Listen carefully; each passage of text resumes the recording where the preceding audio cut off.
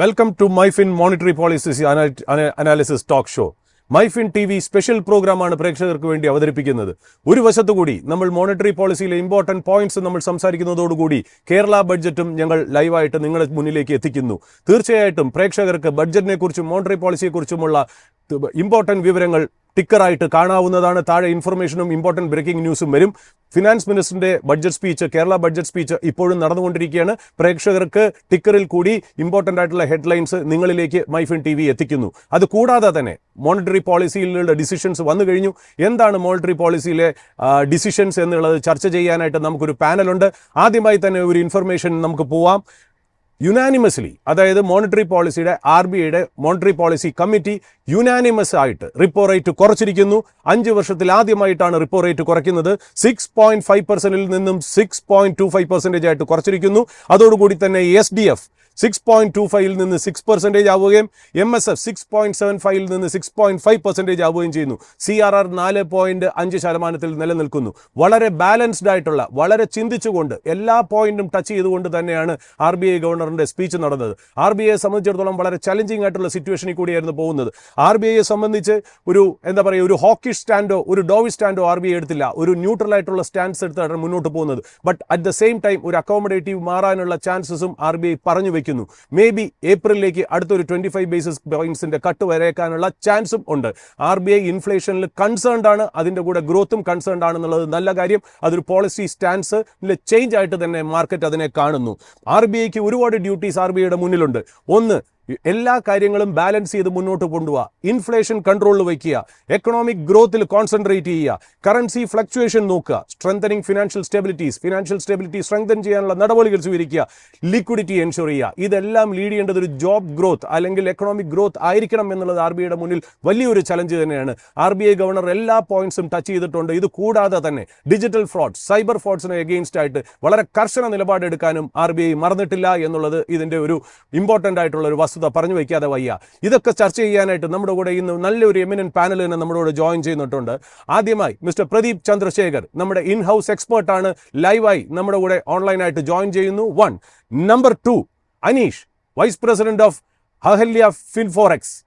അനീഷും ലൈവായിട്ട് നമ്മുടെ കൂടെ ജോയിൻ ചെയ്യുന്നു. അതുകൂടാതെ എൻ്റെ കൂടെ സ്റ്റുഡിയോയിൽ നമ്മുടെ കൂടെ ജോയിൻ ചെയ്യുന്നു. ഞങ്ങൾ തീർച്ചയായിട്ടും പല കാര്യങ്ങളും ബഡ്ജറ്റ് ഡേയിലും നമ്മുടെ കൂടെ ഈ ചാർട്ടേഡ് അക്കൗണ്ടന്റ് നമ്മുടെ കൂടെ ഉണ്ടായിരുന്നു. Mister Shono, managing partner DPSM and company chartered accountants. 3 ഗസ്റ്റുകളാണ് നമ്മുടെ കൂടെ ഇന്ന് ജോയിൻ ചെയ്യുന്നത്. പല ആസ്പെക്റ്റുള്ള മോണിറ്ററി പോളിസി എങ്ങനെയൊക്കെ അഫക്ട് ചെയ്യും, മാർക്കറ്റിനെ എങ്ങനെ അഫക്ട് ചെയ്യും, അത് കൂടാതെ തന്നെ എക്കണോമിയെ എങ്ങനെ അഫക്ട് ചെയ്യും, അത് കൂടാതെ ഒരു ഇൻവെസ്റ്ററിനെ സംബന്ധിച്ച്, ഒരു ടാക്സ് പേയറിനെ സംബന്ധിച്ച്, ഒരു സിറ്റിസനെ സംബന്ധിച്ച് എന്താണ് മോണിറ്ററി പോളിസിയുടെ ഇമ്പാക്ട് ഡിസ്കസ് ചെയ്യാൻ വേണ്ടി ലൈവായി 3 ഗസ്റ്റുകളും നമ്മുടെ കൂടെ ചേരുന്നു. ആദ്യമായി Pradeep, good morning. Can you here me? Morning, Suraj. Yes, loud and clear. Welcome. Thank you so much, Pradeep. Hope you are absolutely fine. Yes. Pradeep, നമ്മൾ ബഡ്ജറ്റ് ദിവസവും നമ്മൾ ഡിസ്കസ് ചെയ്തിരുന്നു. അതായത് ബഡ്ജറ്റിൽ സെൻട്രൽ ഗവൺമെന്റ് ഏതാണ്ട് 12 ലക്ഷം രൂപ വരെ ഒരു ടാക്സ് കട്ട് പറഞ്ഞിരുന്നു. അതിന്റെ കൂടെ തന്നെ പ്രദീപ് പറഞ്ഞു വെച്ചിരുന്നു ഒരു ഫോഴ്സ് മൾട്ടിപ്ലയർ ഡിസിഷൻ ആയിട്ട് RBI തീർച്ചയായിട്ടും ഇൻട്രസ്റ്റ് റേറ്റ് കുറയ്ക്കുകയാണെങ്കിൽ, അതായത് റിപ്പോ റേറ്റിന് കുറവ് വരുത്തുകയാണെങ്കിൽ നമ്മളും പ്രതീക്ഷിച്ചിരുന്നു ഏതാണ്ട് 25 ബേസിസ് പോയിന്റ്സ് ആയിട്ട്. അത് തീർച്ചയായിട്ടും ഒരു മൾട്ടിപ്ലയർ എഫക്ട് ഇന്ത്യൻ എക്കണോമിയിൽ ഉണ്ടാവും, ഇന്ത്യൻ സ്റ്റോക്ക് മാർക്കറ്റിലേക്ക് ഉണ്ടാവും എന്നാണ് പറഞ്ഞത്. എന്നാൽ ഇന്നലെ വന്ന കൺസ്യൂമർ സ്റ്റോക്സ്, അതായത് പ്രത്യേകം പറഞ്ഞു വെക്കേണ്ട കാര്യം, റേറ്റ് സെൻസിറ്റീവ് ആയിട്ടുള്ള സ്റ്റോക്കുകളായ കൺസ്യൂമർ ഗുഡ്സ് അല്ലെങ്കിൽ FMCG അല്ലെങ്കിൽ ഓട്ടോമൊബൈൽ അല്ലെങ്കിൽ റിയൽ എസ്റ്റേറ്റ്, ഈ വക സെക്ടറുകളിൽ ചെറിയ ഒരു നെഗറ്റീവ് നമ്മൾ കണ്ടിരുന്നു. ഇന്നും മാർക്കറ്റ് RBIയുടെ ഡിസിഷനെ വെൽക്കം ചെയ്യുന്നതോട് കൂടി തന്നെ ഏതാണ്ട് ഒരു പോസിറ്റീവ് ആയിട്ടുള്ള ഒരു ബയസിലേക്ക് കടന്നിട്ടുള്ള ഒരു നെഗറ്റീവ് ബയസോട് കൂടിയ തന്നെ. പ്രദീപിന് ഇതിനെക്കുറിച്ച് എന്ത് അഭിപ്രായമാണ് പറയാനുള്ളത്? സൂരജ്, ഇന്ന് റിസർവ് ബാങ്ക് ഓഫ് ഇന്ത്യയുടെ പ്രഖ്യാപനത്തിൽ എനിക്ക് ഒരു സർപ്രൈസും കാണാൻ സാധിക്കുന്നില്ല. Completely along expected lines. Monetary പോളിസിയുടെ കണ്ടിന്യൂറ്റിയെ കുറിച്ചായിരുന്നു RBI ഗവർണർ സൂചിപ്പിച്ചത്, and which is fantastic. And as far as stock specific അല്ലെങ്കിൽ ഇൻഡസ്ട്രി സ്പെസിഫിക് ആയിട്ട് ഇപ്പോൾ സൂരജ് എൻ്റെ അടുക്കെ ചോദിച്ചു.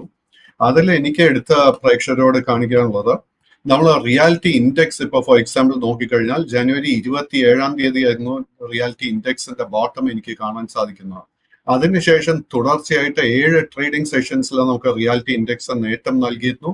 കഴിഞ്ഞ 3 trading sessions including today reality ഇൻഡെക്സിൽ നമുക്ക് നല്ല ഹെൽത്തി കറക്ഷനാണ് കാണാൻ സാധിച്ചത്.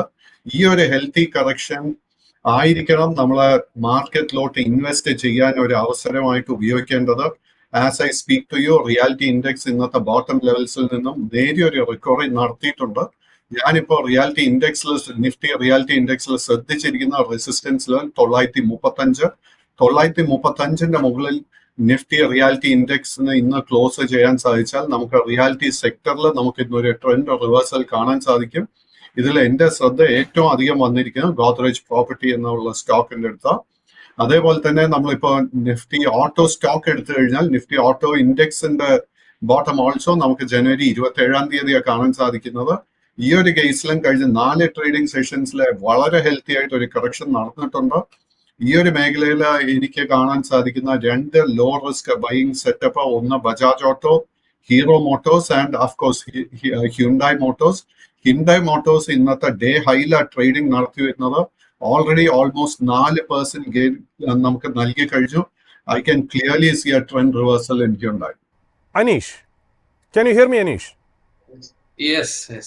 അനീഷ്, ഒരു സ്റ്റോക്ക് മാർക്കറ്റ് വിദഗ്ധൻ എന്ന രീതിയിൽ ഈ സ്റ്റോക്ക് മാർക്കറ്റിൽ എന്ത് ചലനങ്ങളാണ് ഈ RBI മോണിറ്ററി പോളിസി ഉണ്ടാക്കിയിരിക്കുന്നത്? അത് സെക്ടർ വൈസ് ആണെങ്കിലും സ്റ്റോക്ക് ആണെങ്കിലും. സ്റ്റോക്കുകളിലേക്ക് ഞാൻ തിരിച്ചു വരാം. ബട്ട് ഒരു ഹെഡ്ലൈൻ എന്ന രീതിയിൽ എന്താണ് അനീഷിന് പ്രേക്ഷകരോട് പറയാനുള്ളത്? എങ്ങനെയാണ് ഈ RBI പോളിസിയെ അനീഷ് വിലയിരുത്തുന്നത്? ഇതൊരു വളരെ എക്സ്പെക്റ്റഡ് ലൈൻ ഉള്ള ഒരു പോളിസി തന്നെയാണ്. നമ്മൾ എല്ലാവരും പ്രതീക്ഷിച്ചിരുന്നത് തന്നെയാണ്. കാരണം ഒരു ലോങ് പോസ് ആയിരുന്നു ഇതിനു മുമ്പ് ഇൻട്രസ്റ്റ് റേറ്റിൽ ഉണ്ടായിരുന്നത്. അത് RBI സ്റ്റാൻഡ് മാറ്റിയിരിക്കുന്നു. കാരണം ഗവൺമെന്റ് വിചാരിക്കുന്നതിനൊപ്പം നമ്മുടെ ഈ എക്കോണമിക്ക് ആവശ്യമായ ഒരു കൺസപ്ഷൻ പുഷ് കൊടുക്കുന്നതിന് RBI അതേ ലൈനിൽ ചിന്തിക്കുന്നു എന്നത് വളരെ സ്വാഗതാർഹമായ കാര്യമാണ്. അത് വളരെയധികം മൾട്ടിപ്ലയർ ബഡ്ജറ്റിന് ശേഷം ഉണ്ടായ ഒരു ക്രെഡിറ്റ് കട്ട് എന്നുള്ള രീതിയിൽ നമ്മൾ പ്രതീക്ഷിക്കുന്നതിനേക്കാൾ വളരെയധികം ഒരു മൾട്ടിപ്ലയർ എഫക്റ്റ് ഉണ്ടാവാനുള്ള സാധ്യതയാണ് ഇതിലൂടെ ഉണ്ടാവുന്നത്. ഒരു പോസിറ്റീവായിട്ടുള്ള ഒരു സ്റ്റാൻഡായിട്ട് നമുക്കിതിനെ കാണാം. 2, RBI അതിനുള്ള കാരണങ്ങൾ തീർച്ചയായിട്ടും അത് പറഞ്ഞു കഴിഞ്ഞു. റൂറൽ ഡിമാൻഡ് ഒരു അപ്റ്റിക്കിലേക്ക് തന്നെയാണ് RBI പ്രതീക്ഷിക്കുന്നത്. അത് വളരെയധികം പോസിറ്റീവായിട്ടുള്ള ഒരു കാര്യമാണ്. അതുകൊണ്ട് നമുക്ക് റൂറൽ സെക്ടറിലുള്ള അല്ലെങ്കിൽ റൂറൽ ഇമ്പാക്ട് വരുന്ന സ്റ്റോക്സുകൾ നമ്മൾ ബജറ്റിൽ പറഞ്ഞതുപോലെ തന്നെ അതേ സെക്ടറിലുള്ള സ്റ്റോക്സുകളെ തീർച്ചയായിട്ടും അല്ലെങ്കിൽ ആ സെക്ടേഴ്സിനെ തന്നെയാണ് പോസിറ്റീവായിട്ട് വീണ്ടും പറയാൻ കഴിയുന്നത്. FMCG ആയിരുന്നാലും ഓട്ടോ ആയിരുന്നാലും then റിയൽ എസ്റ്റേറ്റ് ആയിരുന്നാലും തീർച്ചയായിട്ടും പോസിറ്റീവ് ഇൻട്രസ്റ്റ് റേറ്റ് സെൻസിറ്റീവ് ആയിട്ടുള്ള സെക്ടേഴ്സ് പോസിറ്റീവായി തന്നെ ആയിരിക്കും പ്രതികരിക്കുക എന്നാണ് ഞാൻ മനസ്സിലാക്കുന്നത്. അതേപോലെ തന്നെ ബാങ്കിങ് സെക്ടേഴ്സിൽ തീർച്ചയായിട്ടും റൂറൽ പ്രസൻസ് ഉള്ള ബാങ്കിങ് സെക്ടേഴ്സിൽ അതേപോലെ സ്മോൾ ബാങ്ക് സെഗ്മെന്റിൽ പോസിറ്റീവായിട്ട് ആയിരിക്കും ട്രേഡിംഗ് വരിക എന്നാണ് അടുത്ത ട്രേഡിംഗ് ഡേയ്സിൽ നമുക്കത് കാണാൻ പറ്റുമെന്നാണ് എൻ്റെ വിശ്വാസം. കാരണം ഗ്ലോബലി RBI ഒരു കൺസേൺ പറയുന്നുണ്ട്. ഗ്ലോബൽ ഡിമാൻഡിലെ ഒരു സൈഡ് വീസ് അല്ലെങ്കിൽ സ്ക്യൂഡ് ആയിട്ടുള്ള ഒരു ഗ്രോത്ത് ആണ് എക്സ്പെക്ട് ചെയ്യുന്നതെങ്കിൽ പറഞ്ഞെങ്കിൽ പോലും ബാക്കി നമ്മുടെ ഇൻസൈഡിലുള്ളത് റൂറൽ ഡിമാൻഡും ഒക്കെ കൊണ്ട് അത് പോസിറ്റീവ് ആയിട്ടുള്ള ഒരു ഇഫക്റ്റ് തന്നെയാണ്. അപ്പൊ ഈ പറഞ്ഞ സെക്ടേഴ്സ് എല്ലാം തന്നെ പോസിറ്റീവ് ആയിട്ടുണ്ട് സെക്ടേഴ്സ് തന്നെ. അനീഷ്, എക്കണോമിയുടെ ഒരു ഇമ്പാക്റ്റും സ്റ്റോക്ക് മാർക്കറ്റിന്റെ ഇമ്പാക്റ്റും സ്റ്റോക്ക് മാർക്കറ്റ് എക്സ്പേർട്സ് ആയ പ്രദീപും അനീഷും നമ്മുടെ മുമ്പിൽ നിരത്തി കഴിഞ്ഞു. ഇനി നമുക്കൊരു സാധാരണ സിറ്റിസൺ എന്ന രീതിയിൽ, ഒരു ടാക്സ് പെയർ എന്ന രീതിയിൽ എങ്ങനെയാണ് ഈ ബഡ്ജറ്റ് അല്ലെങ്കിൽ ബഡ്ജറ്റിന്റെ കൂടെ തന്നെ മോണിറ്ററി പോളിസിയും എങ്ങനെയാണ് അഫക്ട് ചെയ്തു പോകുന്നതെന്ന് ചോദിക്കാനായിട്ട് നമ്മുടെ കൂടെ ഷോണോ സ്റ്റുഡിയോയിലേക്ക് ചേരുന്നുണ്ട്. ഷോണോ ചാർട്ടേഡ് അക്കൗണ്ടന്റ് ആണ്. Shono, welcome to the show. Thank you. Shono, ആദ്യം തന്നെ ഒരു ആദ്യ റൗണ്ട് ചോദ്യം എന്ന രീതിയിൽ എങ്ങനെ ഈ മോണിറ്ററി പോളിസിയെ വിലയിരുത്തുന്നു? നമ്മൾ ബഡ്ജറ്റിന്റെ അന്ന് നമ്മൾ ഡിസ്കസ് ചെയ്താണ് പല കാര്യങ്ങളും. ഒരു സിറ്റിസനെ സംബന്ധിച്ചിടത്തോളം, ഒരു ടാക്സ് പെയറിനെ സംബന്ധിച്ചോളം എങ്ങനെയാണ് ഈ ടാക്സ് ബ്രേക്ക് അല്ലെങ്കിൽ ടാക്സ് കട്ടിനെ യൂട്ടിലൈസ് ചെയ്യേണ്ടത്, അതിന്റെ കണ്ടിന്യൂവേഷൻ എന്ന രീതിയിൽ തന്നെ എങ്ങനെ ഈ മോണിറ്ററി പോളിസി, അതായത് ഇതിൽ തീർച്ചയായിട്ടും ഇൻട്രസ്റ്റ് റേറ്റ്സ് ഒക്കെ അഫക്ട് ചെയ്യുന്ന ഒരു കാര്യങ്ങളാണ്. ഫോറിൻ എക്സ്ചേഞ്ചിനെ അഫക്ട് ചെയ്യുന്ന കാരണം ഫോറിൻ എക്സ്ചേഞ്ച് ഡീൽ ചെയ്യുന്ന ഒരുപാട് ഡൊമസ്റ്റിക് കമ്പനികളെ ഡീൽ ചെയ്യുന്ന ആളാണ് ഷോണോ എന്ന ചാർട്ടേഡ് അക്കൗണ്ടന്റ് എന്ന് എനിക്കറിയാം. ബട്ട് ആ ചോദ്യങ്ങൾ നമുക്ക് രണ്ടാമത്തെ റൗണ്ടിലേക്ക് വെക്കാം. ആദ്യം തന്നെ ഒരു മുഖവര എന്ന രീതിയിൽ, ഒരു ഫേസ് വാല്യൂ എന്ന രീതിയിൽ താങ്കൾ എങ്ങനെ ഈ മോണിറ്ററി പോളിസിയെ കാണുന്നു? സാറ് പറഞ്ഞതുപോലെ തന്നെ ഒരു മുഖവരക്കായിട്ട് പറയണമെങ്കിൽ വളരെ കുറച്ച് ദിവസത്തിനുള്ളിൽ നമ്മൾ പ്രതീക്ഷിക്കുന്നതിനപ്പുറം ആണ് നമുക്ക് നമ്മുടെ ഈ ആദ്യത്തെ ബഡ്ജറ്റിൽ നിന്ന് നമുക്ക് കിട്ടിയത്. 10 ലക്ഷം വരെ ഒരു ടാക്സ് എക്സംഷൻ എന്ന് പ്രതീക്ഷിച്ചിരിക്കുന്ന സമയത്ത് 12 ലക്ഷം എന്നും പറഞ്ഞ നമ്മൾ ശരിക്കും പറഞ്ഞാൽ നമ്മൾ ഞെട്ടിച്ച ഒരു സ്റ്റേറ്റ്മെന്റ് ആയിരുന്നു. അതേപോലെ തന്നെ നമ്മൾ പ്രതീക്ഷിച്ചിരുന്നായിരുന്നു ഈ പറയുന്ന 25 ബേസിസ് പോയിന്റ് കട്ട് എന്നുള്ളത് ഇൻഡസ്ട്രി പ്രതീക്ഷിച്ച് തന്നെ ഇൻഡസ്ട്രിക്ക് കിട്ടി. ഈ ഒരു റിഡക്ഷൻ റിപ്പോ റേറ്റ് കുറയുന്നത് വഴി സ്വാഭാവികമായിട്ടും ഡയറക്റ്റ്ലി നമ്മളെ ഇമ്പാക്റ്റ് വരുന്നത് ഹോം ലോൺ തുടങ്ങിയ ബാങ്കിങ് ഫിനാൻസിങ് ഫെസിലിറ്റി അവൈൽ ചെയ്തിരിക്കുന്ന സാധാരണ ജനങ്ങൾ, അവർക്ക് ഉണ്ടാവുന്ന, നമുക്കറിയാം നമ്മുടെ ഹോം ലോണിന്റെ ഒരു ഇൻട്രസ്റ്റ് റേറ്റ് എന്ന് പറയുന്നത് ഒരു സ്പ്രെഡാണ്, റിപ്പോ റേറ്റ് പ്ലസ് ഒരു പെർസെൻറ്റേജ് ആണ്. തീർച്ചയായും. അപ്പോൾ ആ ഒരു റിഡക്ഷൻ അവർക്ക് ഇ എം ഐയിലുള്ള ഒരു റിഡക്ഷൻ, ലൈക്ക് അത് ഇ എം ഐ റിഡക്ഷൻ അല്ല, ഇ എം ഐയുടെ തുക കുറയുന്നല്ല, ബട്ട് ദാറ്റ് ഇൻട്രസ്റ്റ് പ്രിൻസിപ്പൽ പോർഷൻ്റെ ആ ഒരു പ്രപ്പോസിഷൻ കുറയും. നമുക്ക് മുതലിലോട്ട് കൂടുതൽ തുക ചെല്ലുന്ന ഒരു രീതിയിലോട്ടാവും. നമ്മുടെ കാലാവധി, ലോണിന്റെ കാലാവധി ഗണ്യമായ രീതിയിൽ കുറച്ചുകൂടെ ഒന്ന് പ്ലാൻ ചെയ്യണം. Component on the principal rather than the tax part. അല്ലേ? The component of the principal will get higher because interest rate കുറയുമ്പോൾ ഇ എം ഐ പോർഷൻ, നമുക്ക് ഇ എം ഐ ഇപ്പം നമ്മൾ ബ്രേക്ക് ചെയ്യാൻ പാടില്ല. ഇ എം ഐ അത് നമുക്ക് reduce ചെയ്യാൻ പറ്റും, റീസ്ട്രക്ചർ ചെയ്യാൻ പറ്റും. അതിന് പകരം പോയിക്കൊണ്ടിരിക്കുന്ന അതേ ഇ എം ഐ തന്നെ കണ്ടിന്യൂ ചെയ്യുക. അപ്പോൾ പലിശ കുറയുമ്പോൾ മുതലിലോട്ടുള്ള അടവ് കൂടും. അങ്ങനെ കാലാവധി ലോണിന്റെ കുറഞ്ഞു കിട്ടും. ഈ ഒരു സാറ് പറഞ്ഞ പോലെ തന്നെ 5 വർഷത്തിൽ ആദ്യമായിട്ടാണ് ഈ ഒരു കട്ട് വന്നത്. ബഡ്ജറ്റിൽ വന്നിരിക്കുന്ന ടാക്സ് എക്സംഷനും ഈ ഒരു കട്ടും രണ്ടും കൂടെ ബുദ്ധിപൂർവ്വം ഒരുമിച്ച് വിനിയോഗിച്ച് കഴിഞ്ഞു കഴിഞ്ഞാൽ ഒരുപാട് തരത്തിലുള്ള ഒരു സേവിങ്സ്, ഒരു ലോണിന്റെ ഇ എം ഐ അടയ്ക്കുന്ന, ഹോം ലോൺ പോലുള്ള ലോണുകൾ അടയ്ക്കുന്ന ആൾക്കാർക്ക് നല്ല രീതിയിൽ സേവിങ്സ് ഉണ്ടാക്കാൻ പറ്റുന്ന ഒരു അവസരമാണ്. കാരണം നമുക്ക് ബഡ്ജറ്റ് വഴി നമുക്ക് കിട്ടുന്ന ഒരു റിലാക്സേഷൻ ഉണ്ട്, മാസം ടാക്സിന്റെ ഒരു കുറവുണ്ട്. അതും ഈ ഇ എം ഐയിൽ ഇൻട്രസ്റ്റ് റേറ്റിന്റെ ഒരു കുറവും കൂടെ രണ്ടും കൂടെ കമ്പൈൻ ചെയ്ത് വി ഷുഡ് പ്ലാൻ ഒരു ബുദ്ധിപൂർവമായിട്ടുള്ള ഇൻവെസ്റ്റ്മെന്റ് നമ്മൾ പ്ലാൻ ചെയ്യണം. ലൈക്ക് ഓഫ് കോഴ്സ് ഞാൻ എപ്പോഴും പറയുന്നത് പോലെ തന്നെ മാർക്കറ്റിലോട്ടുള്ള നല്ല നല്ല സെക്യൂരിറ്റീസ് ഉണ്ട്. മേ ബി മ്യൂച്വൽ ഫണ്ട് ആവാം, അത് ലോട്ട് ഓഫ് ഓപ്ഷൻസ് അതെ.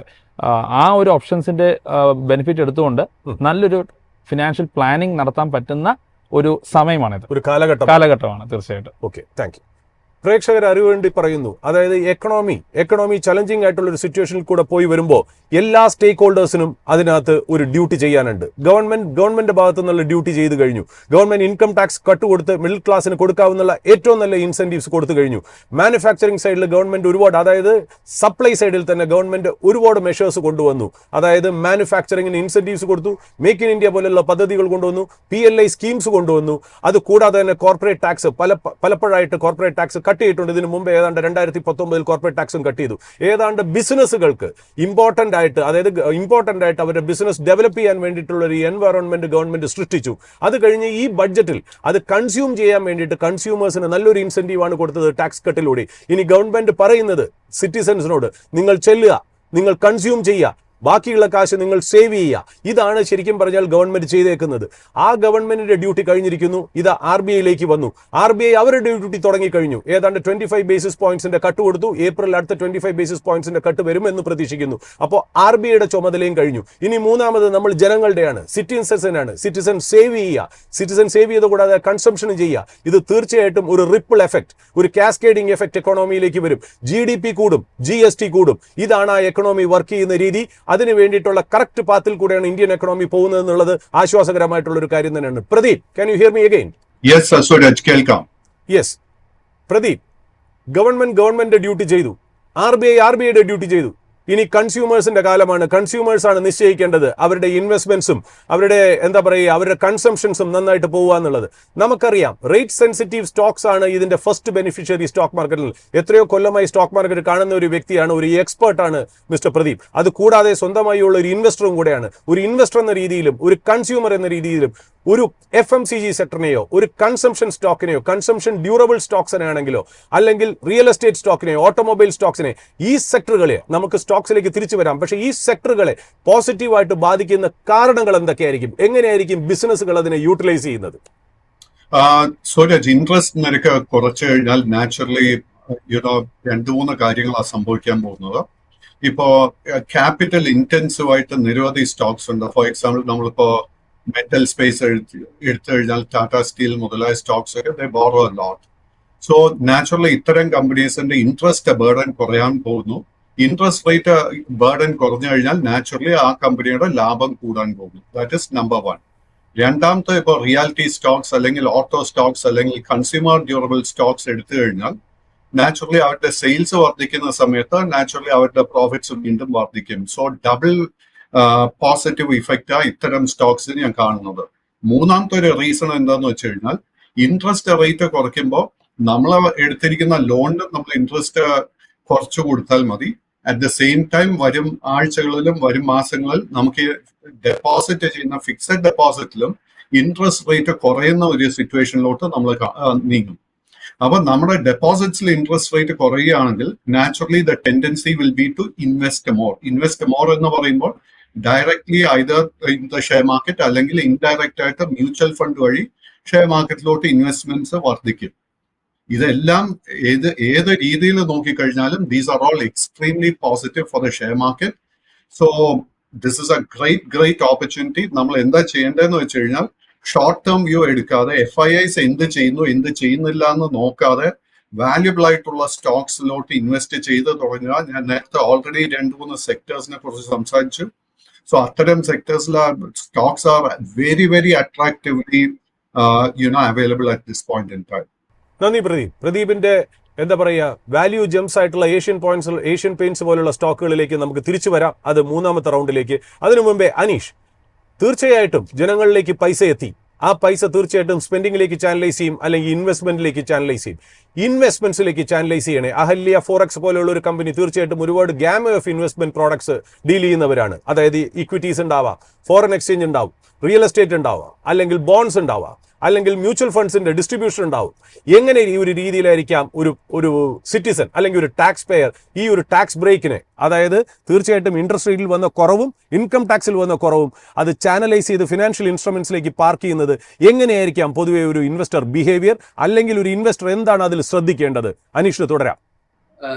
ഇവിടെ രണ്ട് തരത്തിലുള്ള എഫക്റ്റുകളാണ് ഉണ്ടാവുന്നത്. ഒന്ന്, മാർജിൻ ഇംപ്രൂവ് ചെയ്യും, അതേപോലെ തന്നെ സേവിങ്സ് ഇംപ്രൂവ് ചെയ്യുന്നതിനോടൊപ്പം തന്നെ സെയിൽസിന്റെ മൾട്ടിപ്പിൾസ് ഉണ്ടാവും. ഈ രണ്ട് ആയിട്ടുള്ള കാര്യങ്ങളാണ് ഇക്കോണമിയിൽ സംഭവിക്കുന്നത്. അതിലൂടെ ഒരു ഇൻവെസ്റ്റേഴ്സിനെ സംബന്ധിച്ച് അതിൽ ഇൻവെസ്റ്റ്മെന്റ് അല്ലെങ്കിൽ സേവിങ്സ് കൂടാനുള്ള സാധ്യതയാണ് നമുക്കുള്ളത്. ആ സേവിങ്സിനെ നമ്മൾ ഏതൊക്കെ മേഖലയിലേക്ക് അല്ലെങ്കിൽ ഏതൊക്കെ സെക്ടേഴ്സിലാണ് അല്ലെങ്കിൽ ഏതൊക്കെ അസറ്റിലാണ് നമ്മൾ ഇൻവെസ്റ്റ് ചെയ്യേണ്ടത് എന്നതിനെ കുറിച്ചാണ് ചോദിച്ചതെന്നാണ് ഞാൻ വിചാരിക്കുന്നത്. ഇവിടെ RBI തന്നെ ഇപ്പോ അവരുടെ അടുത്ത പോളിസി ഫ്രെയിംവർക്കിനോട് ഒപ്പം തന്നെ കുറച്ച് കാര്യങ്ങൾ നമ്മളോട് പറയുകയുണ്ടായി. അതിൽ ഒന്ന്, നമ്മുടെ തീർച്ചയായിട്ടും സൈബർ സെക്യൂരിറ്റി കുറിച്ചുള്ള സേഫ്റ്റിയെ കുറിച്ചുള്ള മെഷേഴ്സ് എടുക്കും എന്നതാണ്. രണ്ടാമതായി പറഞ്ഞത് അവർ ബോണ്ട് ഇൻവെസ്റ്റ്, അതായത് ഗവൺമെന്റ് ബോണ്ട്സിനെ കൂടുതൽ ആളുകളിലേക്ക് എത്തിക്കുന്നതിനുള്ള മെഷേഴ്സും എടുക്കുന്നു. അപ്പൊ തീർച്ചയായിട്ടും RBI തന്നെയാണ് കോൺഷ്യസ് ആയിട്ടും അവിടെ പറഞ്ഞു വെക്കുന്നു, ഡെപ്റ്റ് പ്രോഡക്റ്റിലേക്ക് കൂടുതലായിട്ടുള്ള ആളുകളെ എത്തിക്കുമെന്ന് പറയുമ്പോൾ അതിലേക്കും നമ്മൾ കൂടുതൽ ഇൻവെസ്റ്റ്മെന്റ് അല്ലെങ്കിൽ സേവിങ്സ് വരുമെന്ന് തന്നെയാണ് പ്രതീക്ഷിക്കേണ്ടത്. തീർച്ചയായിട്ടും ആ ഒരു മേഖല ഇന്ത്യയിൽ ഡെവലപ്പ് ചെയ്യുന്നുണ്ട്. ആ ഒരു മേഖലയിലേക്ക് ഫണ്ട് വരും.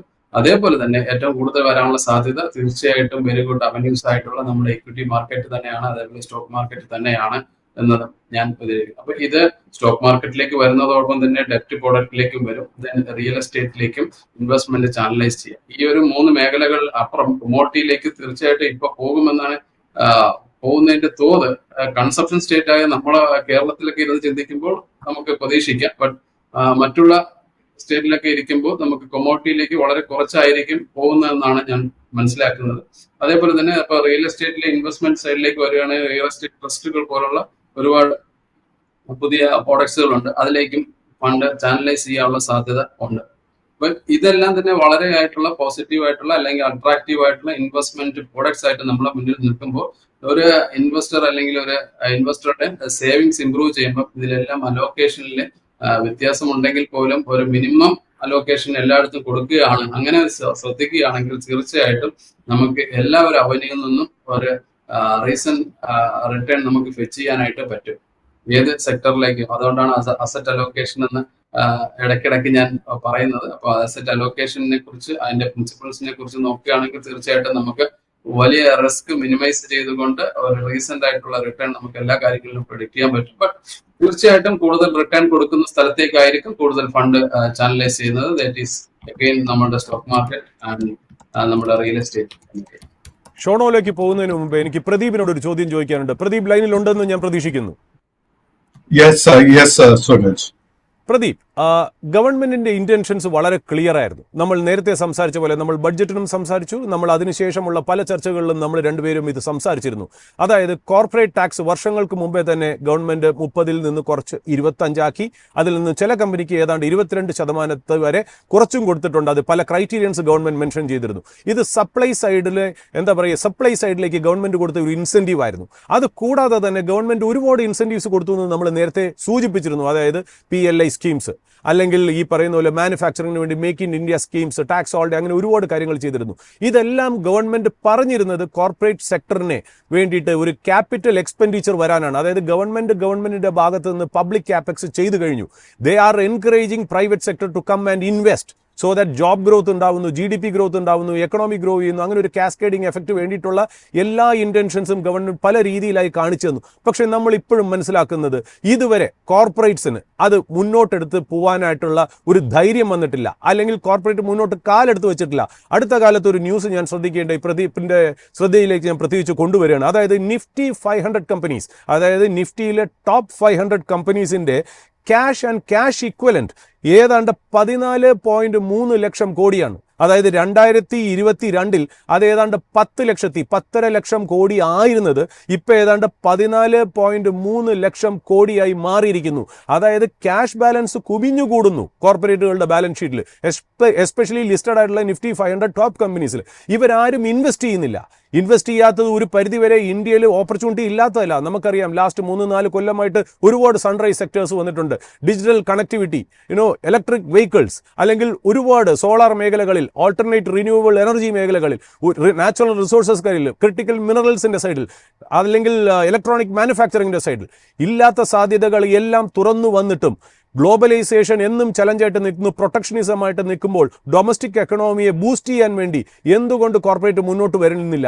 ഒരു കാര്യം അവർ പറഞ്ഞിരുന്നത് ഇൻട്രസ്റ്റ് റേറ്റ് കൂടുതലായിരുന്നു എന്നുള്ളത്. ഇൻട്രസ്റ്റ് റേറ്റും കൂടി RBI കുറച്ചു കഴിഞ്ഞു. എന്താണ് കോർപ്പറേറ്റ്സ് എടുക്കേണ്ട നിലപാട്? പ്രദീപിന് അതിനെക്കുറിച്ച് ഒരു അഭിപ്രായം പറയാനുണ്ടാവുമെന്ന് എനിക്ക് നന്നായിട്ട് അറിയാം. Pradeep, why are corporates not investing right now? Why are they not creating capacities? Why are they not taking their front foot forward? Tell me പ്രദീപിന് എന്താണ് ഇതിനെക്കുറിച്ച് പറയാനുള്ളത്? സൂരജ് പറഞ്ഞ കോർപ്പറേറ്റ്സ് ഇൻവെസ്റ്റ് ചെയ്യുന്നില്ല എന്ന് പറഞ്ഞതിൽ എനിക്ക് പൂർണ്ണമായിട്ട് യോജിപ്പില്ല.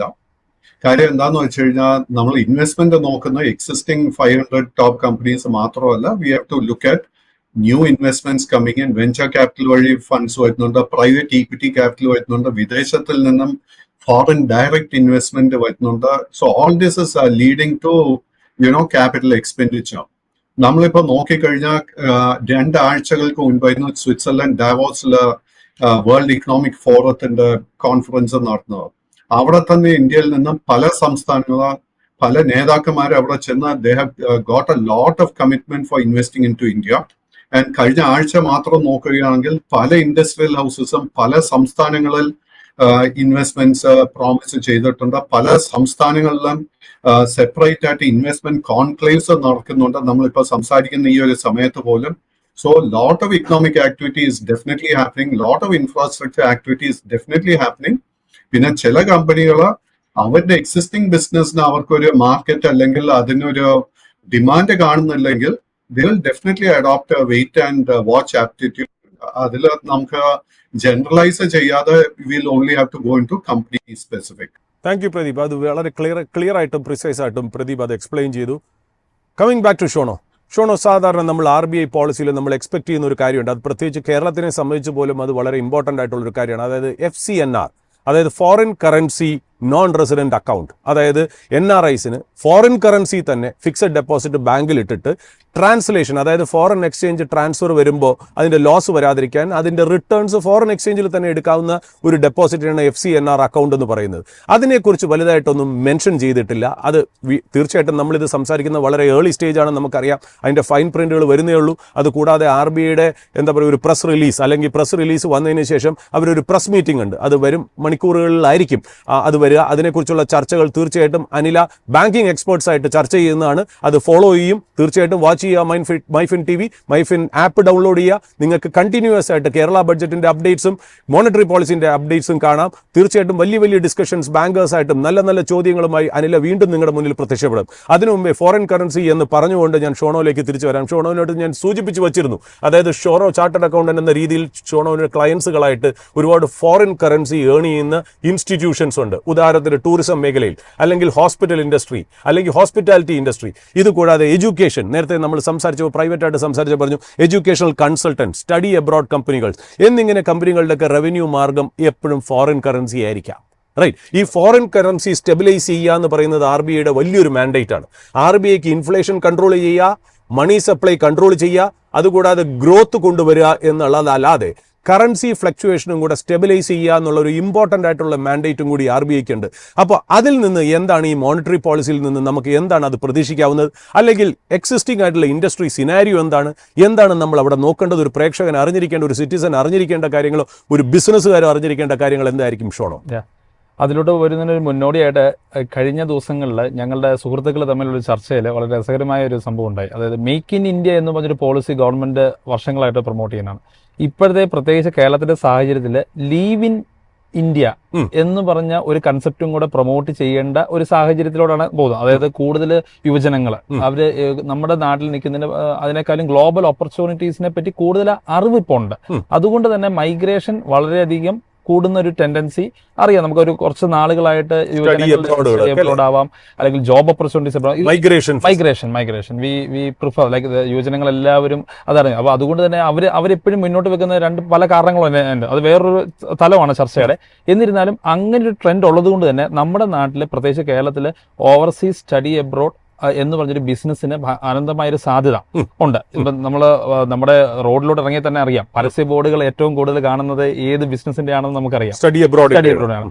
ഈ പറയുന്ന കമ്പനിയുടെ റവന്യൂ വരുന്നത് കുട്ടികൾ വിദേശ യൂണിവേഴ്സിറ്റിയിൽ ഫീസ് അടച്ച് അവരവിടെ എൻറോൾ ചെയ്തതിന് ശേഷം മാത്രമേ ആ യൂണിവേഴ്സിറ്റീസ് ഈ പറയുന്ന സ്റ്റഡി അബ്രോഡ് കമ്പനികൾക്ക് അവരുടെ ഷെയർ ഓഫ് റവന്യൂ കൊടുക്കുകയുള്ളൂ. സോ ആ കുട്ടികൾ ഈ ഫീസ് അടയ്ക്കാൻ നേരത്ത് നമ്മുടെ റുപ്പിയുടെ സ്ട്രെങ്ത് കമ്പയർ ടു ഡോളർ അത് കുറയുന്ന ആ ഒരു റേറ്റ് ഫ്ലക്ച്വേഷൻ ഇവരെ ഭയങ്കര ബാധിക്കും. സ്റ്റഡി അബ്രോഡിന്റെ എക്സ്പെൻസുകൾ ഏതാണ്ട് 5% കൂടി. അതായത് ഒരു കുട്ടി വിദേശത്ത് പോയി പഠിക്കണമെങ്കിൽ ഉണ്ടാവുന്ന വിദ്യാഭ്യാസ ചെലവുകൾ, അവിടുത്തെ ഫീസ്, യാത്രാ ചെലവുകൾ, അവിടുത്തെ ഡെപ്പോസിറ്റ് ചെയ്യേണ്ട GIC അക്കൗണ്ടിൽ ഇത്ര തുക ഡെപ്പോസിറ്റ് ചെയ്യണം. അങ്ങനത്തെ തുകകൾ റുപ്പിയുടെ സ്ട്രെങ്ത് കുറയുന്നത് കാരണം നമുക്ക് ചെലവുകൾ കൂടുവാണ്. ഒരു ഏകദേശം 5% ചെലവ് കൂടി. അത് ആ ഒരു ഇൻഡസ്ട്രീനെ കാര്യമായിട്ട് ബാധിക്കുന്നുണ്ട്. അങ്ങനത്തെ അതുപോലെ തന്നെ റുപ്പി ഫോറിൻ കറൻസി ആയിട്ട് ഡീൽ ചെയ്യുന്ന മറ്റ് ഇൻഡസ്ട്രീസ് ആണ് ഏറ്റവും പ്രധാനപ്പെട്ട നമ്മുടെ കേരളത്തിലുള്ള tourism is one of the sunrise sectors. Sunrise സെക്ടറായിട്ട് ഐഡന്റിഫൈ ചെയ്തിരിക്കുന്ന ഒരു ഏരിയ തന്നെയാണ് ടൂറിസത്തിനകത്ത് ഓവർസീസ് ടൂർ പാക്കേജ് സെയിൽ എന്ന് പറയുന്നത്. സാറ് കുറച്ച് മുന്നേ പറഞ്ഞതുപോലെ fortune 500 companies cash and cash equivalence ഒരു ഭീകര ഫിഗർ പറഞ്ഞു. Can you repeat once more? 14.5 lakh top 500 company. അത് 10.6 ലക്ഷം കോടിയിൽ നിന്നും 2022 നിന്ന് കൂടി എന്നുള്ളൊരു ഫിഗറാണ് ബിസിനസ് സ്റ്റാൻഡേർഡ് റിപ്പോർട്ട് ചെയ്തിരിക്കുന്നത്. കറക്റ്റ്. അപ്പോൾ അത്രയും ഒരു ക്യാഷ് ഇക്വലന്റ് തുക അവരത് സൂക്ഷിക്കുന്നത് ഇൻഫാക്ട് ഇറ്റ്സ് നോട്ട് അതെപ്പോഴും ഒരു നെഗറ്റീവ് ട്രെൻഡാണ്, ഒരു ഹെൽത്തി സൈൻ അല്ല. ഈ പറയുന്ന ക്യാഷ് ഫ്ലോ കൂടുന്ന മറ്റൊരു സെക്ടറാണ് ടൂറിസം ആൻഡ് ട്രാവൽ. കാരണം നമുക്കറിയാം, ഒരു ടൂർ പാക്കേജിന്റെ ഒരു കോസ്റ്റ് എന്ന് പറയുന്നത് it's ticket size is very high. ഒരു ഓവർസീസ് ടൂർ പാക്കേജ് ആണെങ്കിൽ 1 lakh ആവാം, 75,000 ആവാം. ഒരിക്കലും ഒരു ഓവർസീസ് ടൂർ പാക്കേജ് ഒരാൾ തന്നെയല്ല പോകുന്നത്, ഒരു ഫാമിലിയാണ്. Which makes it minimum 5 member or 3 member family, അല്ലെങ്കിൽ ഒരു ഗ്രൂപ്പ് ട്രിപ്പ് ആവാം, ഗ്രൂപ്പ് ഇൻക്ലൂസീവ് ട്രാവൽ എന്നൊക്കെ പറയും. അപ്പോൾ ഒരു GIT പാക്കേജ് ഒക്കെ ഓപ്പറേറ്റ് ചെയ്യുമ്പോൾ 30 പാസഞ്ചറിനെ കൊണ്ട് പോകുമ്പോൾ ഒരു യൂറോപ്പ് ട്രിപ്പാണ് നടത്തുന്നതെങ്കിൽ ഇറ്റ്സ് ഹ്യൂജ് മണിയാണ്. ഈ എമൗണ്ട് കമ്പനികൾ നേരത്തെ അഡ്വാൻസ് ആയിട്ട് മേടിക്കുകയും ചെയ്യും കസ്റ്റമേഴ്സിന്. കാരണം എന്താണ്, ഇവർക്ക് നേരത്തെ തന്നെ ഒരു 6 മാസമോ 7 മാസം മുന്നേ തന്നെ ടിക്കറ്റ് ബ്ലോക്ക് ചെയ്യണം, പ്രയർ പ്ലാനിംഗ് നടത്തണം. അപ്പൊ അന്നേരമൊക്കെ ഇവർക്ക് ഫോറിൻ കറൻസിയിലാണ് ഇൻവെസ്റ്റ്മെന്റ് പോകേണ്ടി വരുന്നത്. അങ്ങനെ ഫോറിൻ കറൻസി ഇൻവെസ്റ്റ്മെന്റ് പോകേണ്ടി വരുമ്പോൾ ഇവരുടെ എക്സ്പെൻസ് ആണ് ഫോറിൻ കറൻസി പോകുന്നത്. ഞാൻ മുമ്പേ പറഞ്ഞതുപോലെ കുട്ടികൾക്ക് എക്സ്പെൻസ് ആണ് വിദ്യാഭ്യാസ ചെലവുകൾ എന്ന് പറഞ്ഞ പോലെ ടൂർ കമ്പനികളുടെ എക്സ്പെൻസ് ആണ് വിദേശത്തെ ചെലവുകൾ ഫോറിൻ കറൻസി കൊടുക്കുക. അപ്പൊ അവരെയൊക്കെ ഈ പറയുന്ന മോണിറ്ററി പോളിസി വഴി കുറച്ചുകൂടെ സഹായിക്കേണ്ടിയിരിക്കുന്നു. അതായത് നമുക്ക് നമ്മുടെ ദ സ്ട്രെങ്ത് ഓഫ് റുപ്പീൻ അത് നമുക്ക് ഇപ്പോഴും ഡിറ്റോറേറ്റിംഗ് ആ ഒരു സ്റ്റെബിലൈസിങ് റേറ്റിലോട്ട് വന്നിട്ടില്ല.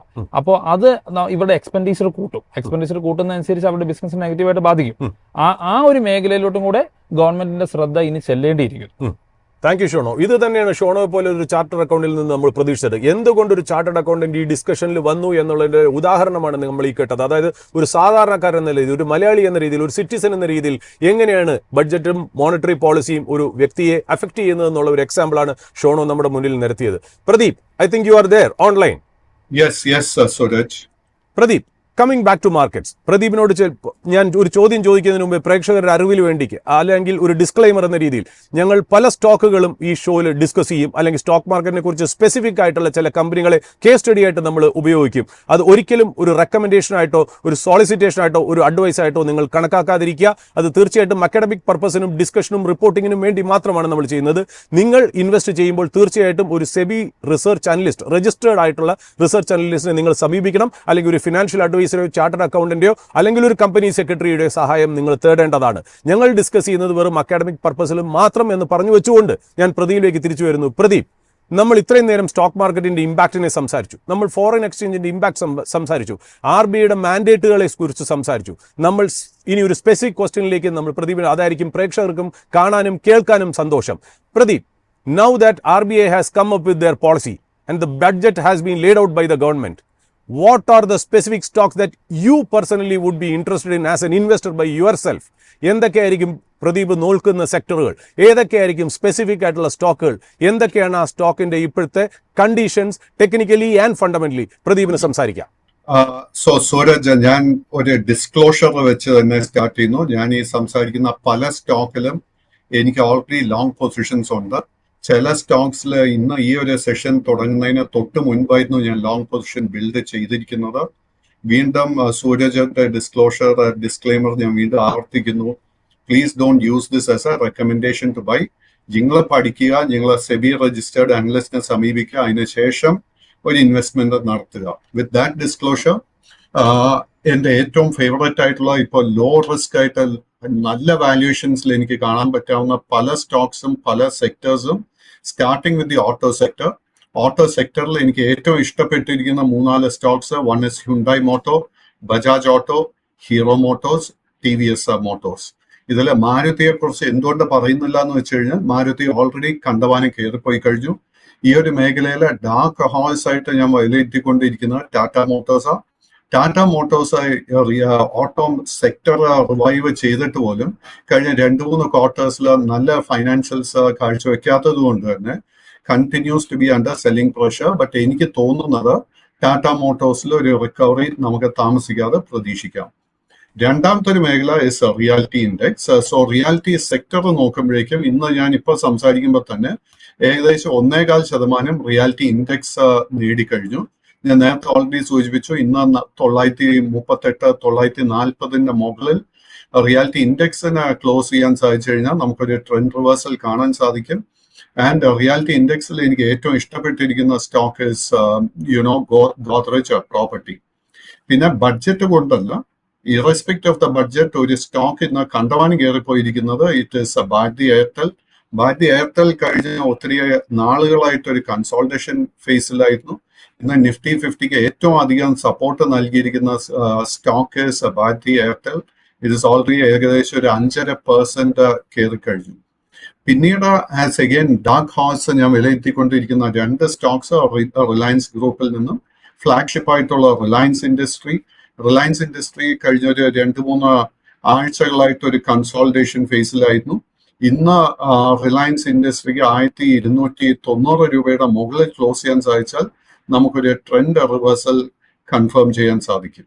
Thank you Pradeep. പ്രദീപ്, കൂട്ടിച്ചേർത്ത് ചോദിച്ചോട്ടെ, അതായത് പ്രദീപ്, അടുത്ത കാലത്ത്, അതായത് ഇന്നത്തെ പത്രത്തിലാണെന്ന് തോന്നുന്നു ഒരു ന്യൂസ് വന്നിരുന്നു. മുരുകപ്പ ഗ്രൂപ്പിന്റെ ഫ്ലാഗ്ഷിപ്പ് കമ്പനിയായ ട്യൂബ് ഇൻവെസ്റ്റ്മെന്റ്സ്, പ്രേക്ഷകർക്ക് എല്ലാവർക്കും അറിയാം, TI സൈക്കിൾസ് എന്ന് പറഞ്ഞ് നമ്മൾ കേട്ടിട്ടുണ്ട്. സൈക്കിളിന്റെ കാലഘട്ടം മുതൽ പൈനിയർ ആയിട്ട് ഇന്ത്യൻ മാർക്കറ്റിലും ഇന്ത്യൻ എക്കണോമിയിലും ഒരുപാട് സംഭാവന ചെയ്ത ഒരു കമ്പനിയാണ് TI സൈക്കിൾസ്. മുരുകപ്പ ഗ്രൂപ്പിന് ഒരുപാട് കമ്പനികളുണ്ട്. മുരുകപ്പ ഗ്രൂപ്പ് പറഞ്ഞിരിക്കുന്നത് ഏതാണ്ട് 2029 ആകുമ്പോൾ അവരുടെ EV സെക്ഷൻ മാത്രം $1 ബില്യൺ സെയിൽസ് നടത്തുന്നു. $1 ബില്യൺ എന്ന് പറഞ്ഞാൽ ഇന്നത്തെ എക്സ്ചേഞ്ച് റേറ്റ് അനുസരിച്ച് 8,700 കോടി. That is A huge amount. നമ്മൾ വിശ്വസിക്കാൻ പറ്റാത്ത രീതിയിലുള്ള ഒരു ഗ്രോത്ത് ആണ് ആ കമ്പനി പറയുന്നത്. ഒരു പക്ഷേ അതിന്റെ മാർക്കറ്റ് ക്യാപ്പ് വെച്ച് നോക്കുമ്പോൾ 2029 ഇവർ ഡെലിവർ ചെയ്യാൻ പറ്റുന്ന സെയിൽസ് വെച്ച് നോക്കുമ്പോൾ ഒരുപാട് ഗ്രോത്ത് പൊട്ടൻഷ്യൽ ആ TI ഇൻവെസ്റ്റ്മെന്റ്സിൽ കാണുന്നുണ്ട്. ഇതൊരു അഡ്വൈസ് ആയിട്ട് ജനങ്ങൾ കാണാതിരിക്കുക, ഇതൊരു അക്കാഡമിക് പർപ്പസിന് വേണ്ടിയിട്ടാണ്. ഇതിനെ ബേസ് ചെയ്ത് തന്നെ ഞാൻ ഒരു രണ്ടാമത്തെ ചോദ്യം ഞാൻ പ്രദീപിനോട് കണക്ട് ചെയ്ത് ഞാൻ ചോദിക്കണം. പ്രദീപ് നേരത്തെ പറഞ്ഞു ടാറ്റ മോട്ടോഴ്സ് നമ്മൾ വാച്ച് ലിസ്റ്റിൽ ഇടുന്നു. അതുകൂടാതെ പ്രദീപ് പറഞ്ഞു, ഈ പറഞ്ഞ പോലെ മാരുതി സുസുക്കി പറയുന്നില്ല. സാധാരണ മാരുതി സുസുക്കി ഒരു ഇമ്പോർട്ടൻറ്റ് പാർട്ടാണ് നമ്മുടെ സ്റ്റോക്ക് പറയുമ്പോഴും അല്ലെങ്കിൽ നിഫ്റ്റി ഇൻഡെക്സ് പറയുമ്പോഴും. അത് ഏതാണ്ട് നന്നായിട്ട് കയറി. പ്രദീപിന്റെ ഒരു ഒബ്സർവേഷനിൽ ഈ ഇലക്ട്രിക് വെഹിക്കിൾസിന്റെ ഗ്രോത്ത് ടാറ്റ മോട്ടോഴ്സ് ഇപ്പോൾ നമ്മുടെ ചുറ്റും തന്നെ നമ്മൾ നോക്കുമ്പോൾ ഈ എറണാകുളം സിറ്റിയിൽ തന്നെ കാണാം ടാറ്റ മോട്ടോഴ്സിൻ്റെ ഒരുപാട് ഇലക്ട്രിക് വെഹിക്കിൾസിൻ്റെ മാത്രമായിട്ടുള്ള ഷോറൂം വന്നിട്ടുണ്ട്. എങ്ങനെയാണ് ഒരു ഇലക്ട്രിക് വെഹിക്കിൾസിൻ്റെ ഗ്രോത്ത്? നമ്മൾ തീർച്ചയായിട്ടും കേരള ബഡ്ജറ്റ് സൈമിൾട്ടേനിയസ് ആയിട്ട് നടന്നുകൊണ്ടിരിക്കുന്നു. പല പ്രഖ്യാപനങ്ങളും നമ്മുടെ ധനമന്ത്രി ശ്രീ ബാലഗോപാൽ പറഞ്ഞുകൊണ്ടിരിക്കുന്നുണ്ട്. അതിൽ തന്നെ പലപ്പോഴും ഈ ചാർജിങ് സ്റ്റേഷനുകളെ കുറിച്ചും പലപ്പോഴൊക്കെ അദ്ദേഹം മെൻഷൻ ചെയ്യുന്നുമുണ്ട്. ഇത് എല്ലാ സ്റ്റേറ്റും അവരുടെ മാനേറ്റിലേക്ക് കൊണ്ടുപോകാൻ, അതായത് ഇലക്ട്രിക് വെഹിക്കിൾസ് വരികയാണെങ്കിൽ അതിൻ്റേതായിട്ടുള്ള ഒരു ഇൻഫ്രാസ്ട്രക്ചർ ഉണ്ടാക്കി കൊടുക്കുക എന്നുള്ളത്. പ്രദീപ്, ഈ ഇലക്ട്രിക് വെഹിക്കിൾസിന്റെ ഗ്രോത്ത് എങ്ങനെയായിരിക്കും ഒരു ഓട്ടോമൊബൈൽ സെക്ടറിനെ ബാധിക്കുക, അല്ലെങ്കിൽ ഈ പറഞ്ഞ ടോപ്പ് ലൈൻ സെക്ടേഴ്സിനെ അല്ലെങ്കിൽ സ്റ്റോക്സിനെ ബാധിക്കുക? പ്രദീപിന്റെ ഒരു കമന്റ് എനിക്ക് അത് കിട്ടിയാൽ കൊള്ളാമെന്ന് ആഗ്രഹമുണ്ട്. നാച്ചുറലി ഇലക്ട്രിക് വെഹിക്കിൾസിന് വലിയൊരു ഫ്യൂച്ചർ നമുക്ക് കാണാൻ സാധിക്കുന്നത്, എസ്പെഷ്യലി നമ്മൾ സസ്റ്റൈനബിലിറ്റി എന്നുള്ള ഒരു തീമിലോട്ട് കയറുമ്പോഴേക്കും. ആൻഡ് ഇതിൽ ഏറ്റവും ഇൻട്രസ്റ്റിംഗ് ആയിട്ട് ഞാൻ ആക്ച്വലി കാത്തിരിക്കുന്നത് നമ്മുടെ പ്രധാനമന്ത്രി താമസിക്കാതെ തന്നെ അമേരിക്കയിലോട്ട് യാത്ര തിരിക്കുന്നുണ്ട്. സോ ആ ഒരു വിസിറ്റ് ടു ദ US അദ്ദേഹം മീറ്റ് ചെയ്യാൻ പോകുന്ന വളരെ വളരെ ഇമ്പോർട്ടൻ്റ് ആയിട്ട് ഒരു വ്യക്തി ഇസ് ഇലോൺ മസ്ക്. സോ നമുക്കെല്ലാം അറിയാം, ഇലോൺ മസ്ക് വർഷങ്ങളായിട്ട് ഇന്ത്യയിലോട്ട് ടെസ്ല കാസിനെ കൊണ്ടുവരാൻ ആഗ്രഹിക്കുന്ന ഒരു വ്യക്തിയാണ്. ആൻഡ് നാച്ചുറലി ഇന്ത്യക്ക് ഒത്തിരി കണ്ടീഷൻസ് ഇലോൺ മസ്കിന്റെ പുറത്ത് ഉന്നയിച്ചിട്ടുണ്ട്. അതുകൊണ്ട് മാത്രമാണ് ഇലോൺ മസ്ക് ഇന്ത്യയിലോട്ട് ഇതുവരെ ഇൻവെസ്റ്റ് ചെയ്യാതിരിക്കുന്നത്. ബട്ട് എനിക്ക് പേഴ്സണലി തോന്നുന്നത് ഡൊണാൾഡ് ട്രംപും നമ്മുടെ പ്രധാനമന്ത്രിയും തമ്മിലുള്ള ആ ഒരു ഫ്രണ്ട്ഷിപ്പിന്റെ അടിസ്ഥാനത്തിൽ ഇന്നിപ്പോ ഇലോൺ മസ്കിന് ട്രംപ് അധികാരത്തില് വലിയൊരു പൊസിഷൻ ഓഫ് പവർ ഉള്ളതുകൊണ്ട് ഐ എം എക്സ്പെക്ടിങ് ദാറ്റ് എന്തെങ്കിലും ഒരു വളരെ സിഗ്നിഫിക്കൻ്റ് ആയിട്ട് ഒരു അനൗൺസ്മെന്റ് ആ ഒരു വിസിറ്റിൽ നടക്കുമെന്നാണ് ഞാൻ വിശ്വസിക്കുന്നത്. അത് എന്തുകൊണ്ടാണ് വൈ ദാറ്റ് ഇസ് ഇമ്പോർട്ടൻറ്റ്? ഇപ്പോൾ സൂരജ് ചൂണ്ടിക്കാണിച്ച അല്ലെങ്കിൽ ഹൈലൈറ്റ് ചെയ്ത ചില പോയിന്റ്സിനോടൊപ്പം നമ്മൾ നോക്കുകയാണെങ്കിൽ ഇതുപോലെ ഒരു ബിഗ് ടിക്കറ്റ് ഇൻവെസ്റ്റ്മെന്റ് വന്നു കഴിഞ്ഞാലായിരിക്കും നമ്മൾ എല്ലാവരും കാത്തു നിൽക്കുന്ന ആ ഒരു കാറ്റലിസ്റ്റ് അല്ലെങ്കിൽ ഒരു ട്രിഗർ വാച്ച് ചെയ്യേണ്ടത്. But irrespective of what happens, the electric vehicles are got a very, very big future, big, bright future, and there is no doubt about it. Thank you Pradeep, വ്യക്തമാണ്. ഞാൻ തിരിച്ച് അനീഷിലേക്ക് വരാം. അനീഷ്, RBI ഗവർണർ ഒരു debutant ആണ്. അദ്ദേഹത്തിൻ്റെ ആദ്യത്തെ monetary പോളിസിയാണിത്. Sanjay മൽഹോത്രയെ നമുക്ക് എല്ലാവർക്കും അറിയാം, എപ്പോഴും ഒരു ക്യാപിറ്റലിസ്റ്റ് ഫ്രണ്ട്ലി അല്ലെങ്കിൽ ഒരു ബിസിനസ് ഫ്രണ്ട്ലി ആയിട്ടുള്ള ഒരു വ്യക്തിയാണ് അദ്ദേഹം. ഇതിനു മുമ്പേ ഡിപ്പാർട്ട്മെന്റ് ഓഫ് റവന്യൂ സെക്രട്ടറി ആയിരുന്നു അദ്ദേഹം. അദ്ദേഹത്തിന്റെ പല ഡിസിഷൻസും റോൾസും റെസ്പോൺസിബിലിറ്റീസും നോക്കുകയാണെങ്കിൽ പ്രോ ബിസിനസ് സ്റ്റാൻഡാണ് എടുത്തത്. അദ്ദേഹം രാജസ്ഥാൻ കേഡറിൽ നിന്നുള്ള IAS ഓഫീസറാണ്. കമ്പ്യൂട്ടർ സയൻസ് എഞ്ചിനീയറാണ് IIT കാൺപൂരിൽ നിന്ന്. മാസ്റ്റേഴ്സ് ഇൻ പബ്ലിക് പോളിസിയും പ്രിൻസ്റ്റൺ യൂണിവേഴ്സിറ്റിയിൽ നിന്ന് അദ്ദേഹത്തിനുണ്ട്. വളരെ ക്വാളിഫൈഡ് ആയിട്ടുള്ള വ്യക്തിയാണ് അദ്ദേഹം. എല്ലാ പോയിന്റുകളും RBIയുടെ മോണിറ്ററി പോളിസിയിൽ ടച്ച് ചെയ്തു. എന്തൊക്കെയാണ് RBIയുടെ മാൻഡേറ്റ് അത് എല്ലാം ടച്ച് ചെയ്ത് എല്ലാം അദ്ദേഹം പറഞ്ഞിട്ടാണ് അദ്ദേഹം പറഞ്ഞത് we are maintaining a neutral stand. Neutral stand എന്ന് പറയുമ്പോൾ തീർച്ചയായിട്ടും ഞങ്ങൾ ഹോക്കിഷോ അല്ല, ഞങ്ങൾ ഡോവിഷോ അല്ല. ഞങ്ങൾ ഇൻഫ്ലേഷനെ കുറിച്ച് കൺട്രോൾഡുമാണ്, കൺസേൺഡുമാണ്, അതേപോലെ ഗ്രോത്തിനെ കുറിച്ചും കൺസേൺഡ് ആണ്. ഇത് രണ്ടും കൂടെ ബാലൻസ് ചെയ്ത് പോകുന്നതായിരിക്കും ഞങ്ങളുടെ ഡ്യൂട്ടി എന്നുള്ളത്. അത് തീർച്ചയായിട്ടും സ്വാഗതാർഹമാണ്. എന്നാൽ മാർക്കറ്റ് അതേപോലെ പോസിറ്റീവായിട്ടുള്ളൊരു ട്രെൻഡ് കാണിച്ചില്ല എന്നുള്ളതും വാസ്തവം തന്നെയാണ്. ബട്ട് ഞാൻ തിരിച്ച് അനീഷിലേക്ക് വരുന്നു. അനീഷ്, നമ്മൾ പ്രദീപിനോട് നേരത്തെ ചോദിച്ച പോലെ നിങ്ങളെല്ലാം സ്റ്റോക്ക് മാർക്കറ്റ് ഇന്റർമീഡിയറ്റ് ആണ്. ഇൻവെസ്റ്റർ എന്ന രീതിയിലും ട്രേഡർ എന്ന രീതിയിലും നിങ്ങൾ പേഴ്സണലി മാർക്കറ്റിൽ ഒരുപാട് കമ്മിറ്റ്മെന്റും മാർക്കറ്റിൽ ഒരുപാട് ഇക്വിറ്റിയും ഉള്ളവരാണ്. എന്താണ് നമുക്ക് ഇതിനകത്ത് വാച്ച് ചെയ്യേണ്ട സെക്ടേഴ്സ് അല്ലെങ്കിൽ സ്റ്റോക്സ്? അനീഷിന് പറയാം. ഞാൻ നേരത്തെ പറഞ്ഞ എല്ലാ സെക്ടേഴ്സും ഇൻഡസ്ട്രിയൽ സെൻസിറ്റീവ് ആയിട്ടുള്ള സെക്ടേഴ്സ് തന്നെയാണ് പോസിറ്റീവായിട്ട് നമ്മൾ കാണേണ്ടത്.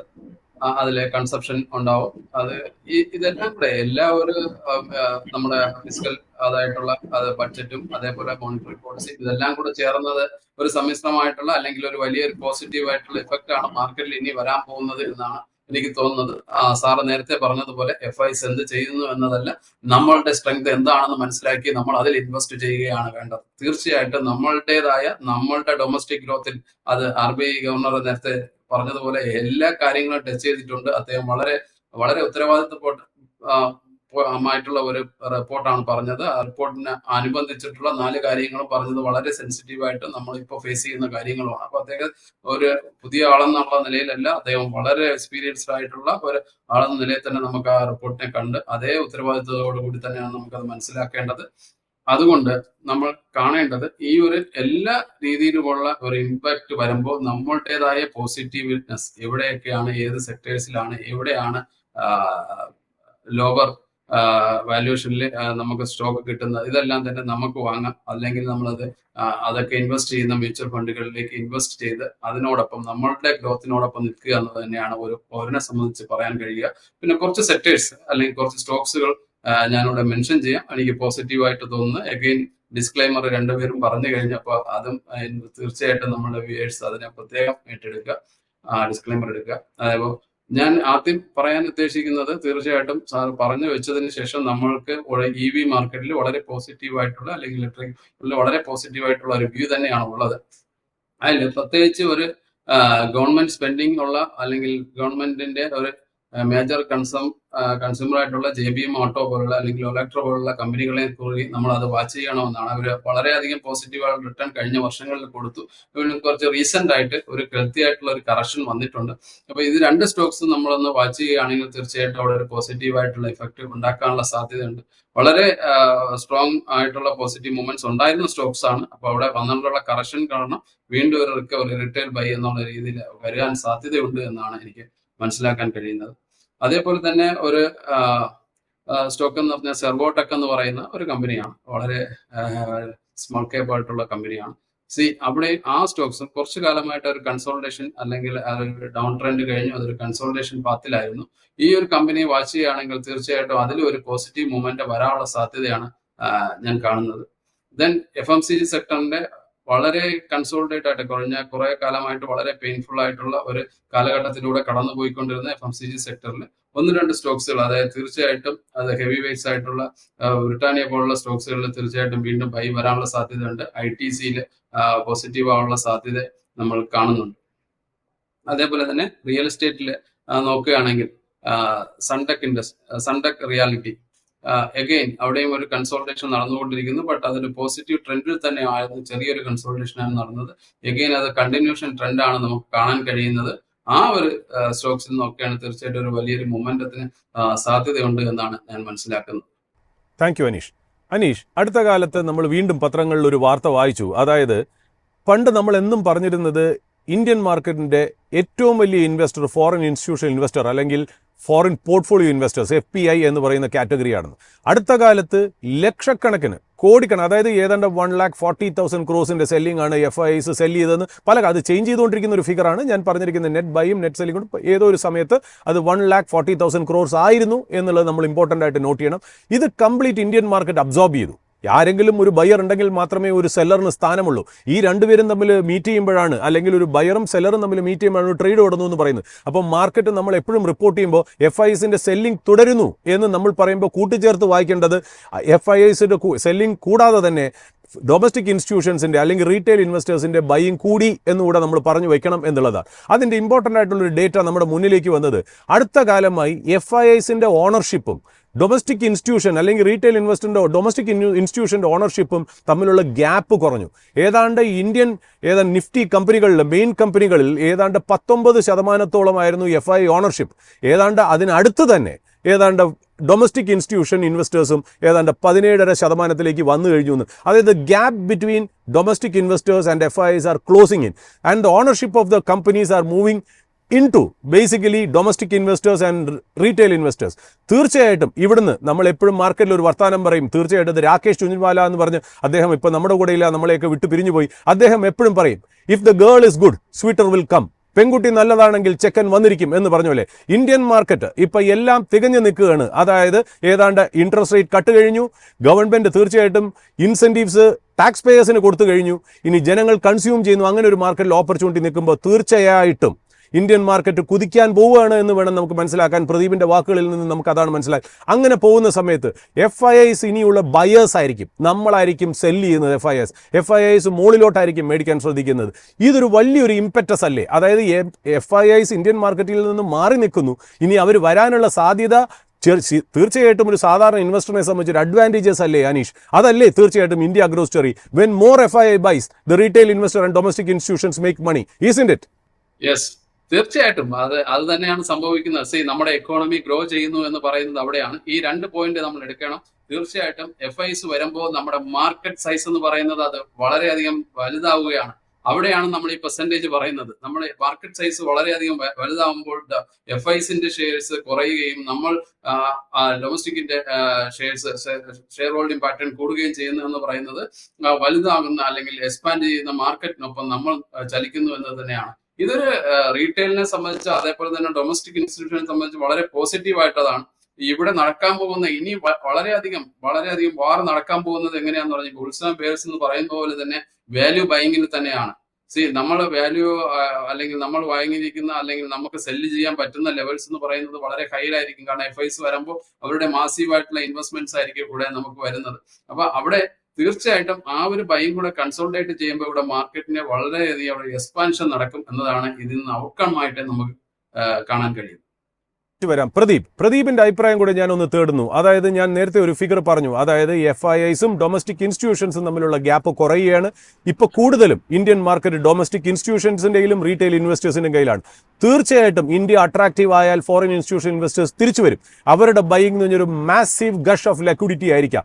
തീർച്ചയായിട്ടും എല്ലാ ഫണ്ടമെന്റൽസും ടെക്നിക്കൽസും ഫേവർ ആയിട്ട് വരുമ്പോൾ ഇന്ത്യൻ മാർക്കറ്റ് ഒരു പുൾ ബാക്കിനുള്ള സാധ്യതകൾ ഹൈയർ അല്ലേ? കാരണം ഷോർട്ടുകൾ, അതായത് നമ്മൾ പറയും മാർക്കറ്റിൽ ഷോർട്ടുകൾ നല്ലതാണ്, ഷോർട്ട് ഉണ്ടെങ്കിലേ മാർക്കറ്റിൽ ലോങ് ഉള്ളൂ. അതുകൊണ്ട് ആ ഷോർട്ട് റിക്കവറി ആയിരിക്കും ചിലപ്പോൾ മാർക്കറ്റിന്റെ വലിയൊരു റാലി കാണും. എപ്പോഴായിരിക്കും പ്രദീപ് ആ മാർക്കറ്റിന്റെ ട്രിഗർ പോയിന്റ്? പ്രദീപിന്റെ എക്സ്പീരിയൻസിൽ പ്രദീപ് എവിടെ കാണുന്നു, എന്ത് കാണുന്നു? സൂരജ്, ഞാൻ ആക്ച്വലി ഇൻവെസ്റ്റ് ചെയ്യുന്ന സമയത്ത് ഞാൻ മാർക്കറ്റിന്റെ ട്രിഗറിന് വേണ്ടി അല്ല വെയിറ്റ് ചെയ്യുന്നത്. നമുക്ക് മാർക്കറ്റിൽ ആക്ച്വലി പണം ഉണ്ടാക്കണമെങ്കിൽ നമ്മൾ മാർക്കറ്റിലെ മെജോറിറ്റി ഓഫ് ദി ഇൻവെസ്റ്റേഴ്സ് ചെയ്യുന്നതിന് വിപരീതമായിട്ടായിരിക്കാം നമ്മുടെ മൂവ്മെന്റ് മുഴുവൻ ചെയ്യേണ്ടത്.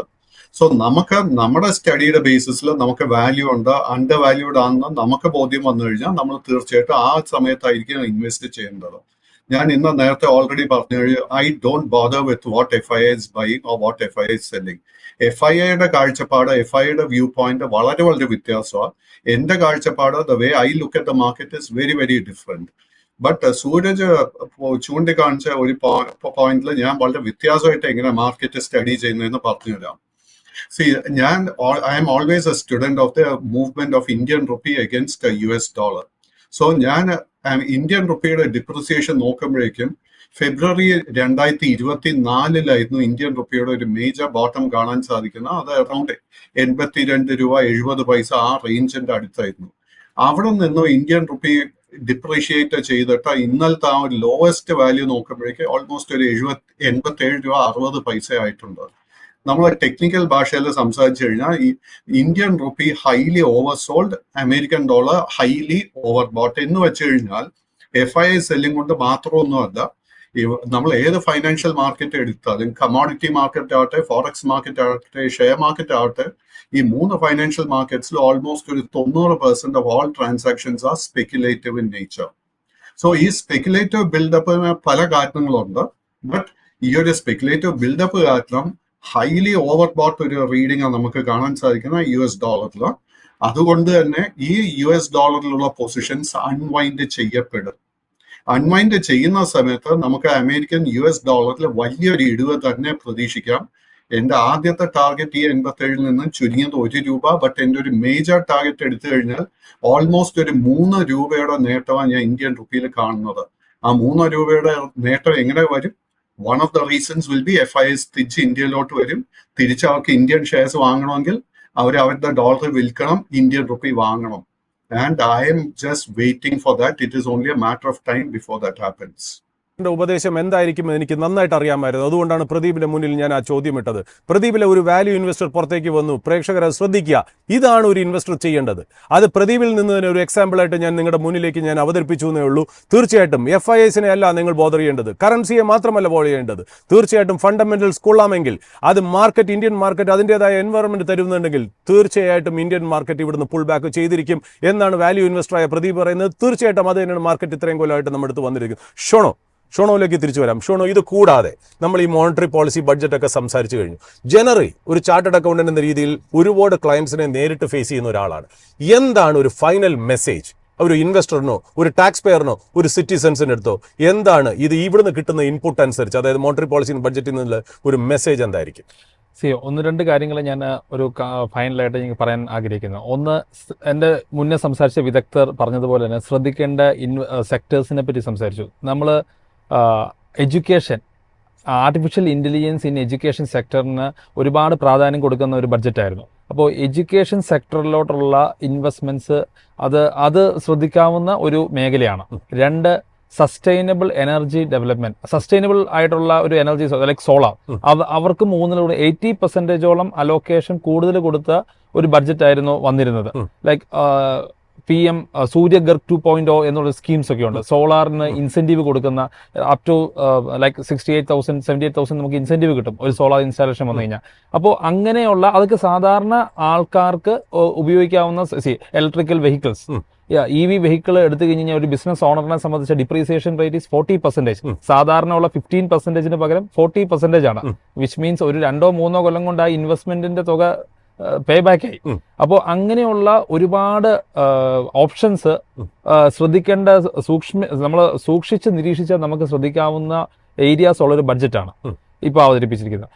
ഒപ്പം ലിങ്ക്ഡിൻ പോലുള്ള പല പ്ലാറ്റ്ഫോമിൽ ചില ആൾക്കാർ പറയുന്നത് കേട്ടു, സത്യത്തിൽ ഒരു വിഷമം തോന്നിയൊരു കാര്യമാണ്. ഒരിക്കലും ഒരു ബഡ്ജറ്റിന് എന്തിനാണ് ഇത്രമാത്രം പ്രാധാന്യം കൊടുക്കുന്നത്?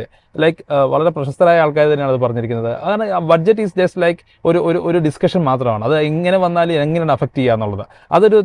എനിക്കതിനോട് ഒട്ടും യോജിപ്പില്ലാത്തൊരു കാര്യമാണ്. ബഡ്ജറ്റ് എന്ന് പറയുന്നത് ഓഫ് കോഴ്സ് നമുക്കൊരു പ്ലാനിങ് ഉണ്ടാവണം. നമ്മുടെ രാജ്യത്തിന്റെ സാമ്പത്തിക പ്ലാനിങ് എങ്ങനെയാണെന്ന് ഗവൺമെന്റ് പറയുമ്പോൾ അതിനൊത്തു വേണം നമ്മളും പോവാൻ. എന്നാലും നമ്മൾ അതിന്റെ ബെനിഫിറ്റ് കിട്ടുള്ളൂ.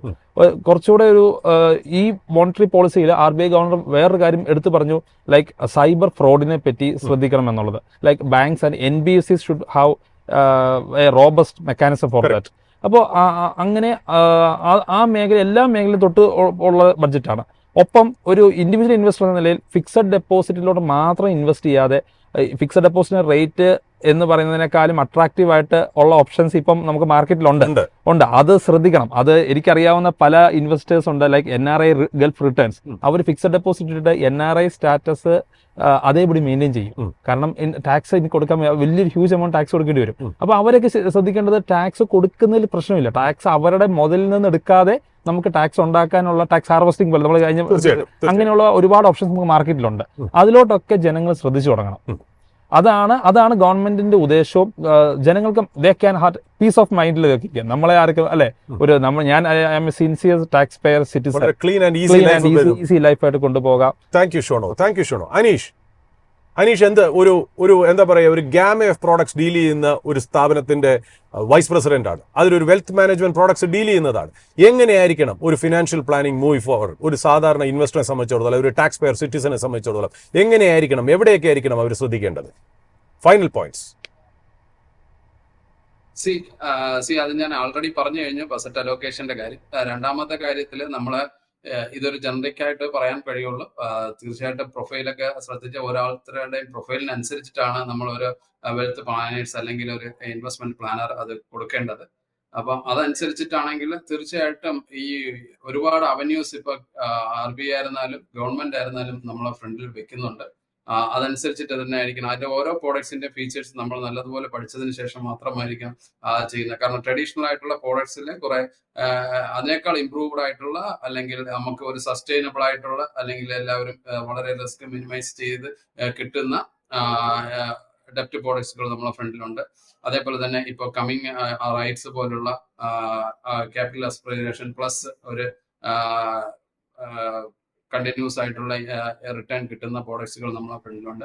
പ്യുവർലി ഇക്വിറ്റി ആയിട്ടുള്ള പ്രോഡക്ട്സുകളുണ്ട്. അപ്പൊ ഇതിലെല്ലാം തന്നെ അവരുടേതായ പ്രൊഫൈൽ അനുസരിച്ചിട്ടാണ് നമുക്കൊരു വെൽത്ത് പ്രൊഫൈൽ പറയാൻ പറ്റും. ഇൻ ജനറൽ ഒരു അസറ്റ് അലോക്കേറ്റഡ് മോഡലിൽ പോകുന്നതായിരിക്കും നല്ലത്. Thank you Aneesh. Final points. ഒരു മൈഫിൻ എക്സ്പെർട്ട് എന്നുള്ള രീതിയെക്കാട്ടിലും ഒരു വാല്യൂ ഇൻവെസ്റ്റർ എന്ന രീതിയിൽ, ഒരു ഇൻവെസ്റ്റർ എന്ന രീതിയിൽ എനിക്ക് പ്രദീപിന്റെ ക്ലോസിംഗ് സ്റ്റേറ്റ്മെന്റ്സ് ആണ് ആവശ്യം. എന്താണ് പ്രദീപ് ഒരു ഇൻവെസ്റ്റർ എന്ന് ചെയ്യേണ്ടത്? ആ ബ്രില്യന്റ് ആയിട്ടുള്ള വാക്കുകൾ മുന്നോട്ട് വരട്ടെ, പ്രേക്ഷകർ ഉറ്റുനോക്കുന്നു. പറഞ്ഞോളൂ, last 30 seconds. Suraj, long term view എടുക്കുക, പഠിക്കുക, സ്റ്റേ കാം. മാർക്കറ്റില് നമ്മളെ ബോട്ടം കണ്ടു എന്ന് ഇപ്പോഴും സ്ഥിരീകരിക്കാൻ സാധിക്കുന്നില്ല. ദോ ദ സൈൻസ് അത്. സോ നിഫ്റ്റി 50-ലും നിഫ്റ്റി ബാങ്ക് ഇൻഡെക്സിലും മേജർ ഇൻഡെക്സസിലും ഒക്കെ നമുക്ക് വോളറ്റിലിറ്റിക്ക് വേണ്ടി നമ്മൾ പ്രിപ്പയർഡ് ആയിരിക്കാം. ബട്ട് നമ്മൾ സ്റ്റഡി ചെയ്തിട്ട് നമ്മുടെ ടൈം ഫ്രെയിം കറക്റ്റ് ആണെങ്കിൽ this is the greatest opportunity which we are seeing for investing in the last 3 years. Mister Pradeep പറഞ്ഞിരിക്കുന്നത് ഇതാണ് one of the greatest and golden opportunities Indian equity മാർക്കറ്റിൽ. Go and utilise it എന്നാണ്. തീർച്ചയായിട്ടും മൈഫിൻ നിങ്ങളുടെ മുന്നിലേക്ക് എത്തുന്നു പല പുതിയ വിശേഷങ്ങളുമായി, പുതിയ അനാലിസിസുമായി, കേരള ബഡ്ജറ്റിനെ കുറിച്ചും മോണിറ്ററി പോളിസിനെ കുറിച്ചും. നമുക്ക് അതിനു മുമ്പ് എങ്ങനെയാണ് കേരള ബഡ്ജറ്റ് വന്നതെന്ന് അറിയുന്നതിന് മുമ്പ് തന്നെ മാർക്കറ്റ് എങ്ങനെ പ്രതികരിക്കുന്നത് അറിയാൻ വേണ്ടി നമ്മുടെ പ്രതിനിധിയായ ജാസ്മിൻ ജമാൽ ലൈവിലേക്ക് പോകുന്നു. Thank you.